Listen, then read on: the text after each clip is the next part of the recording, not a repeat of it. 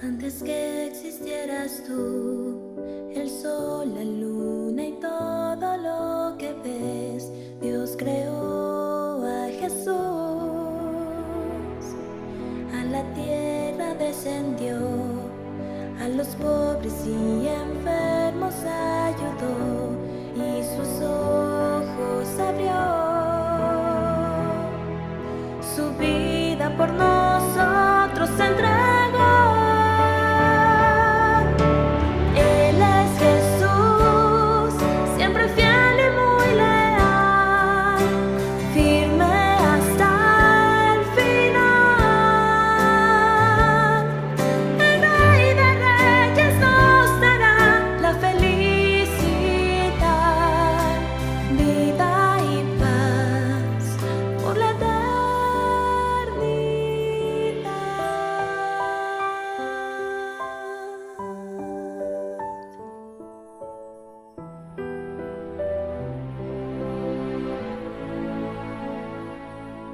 Hoy Jesús es nuestro Rey.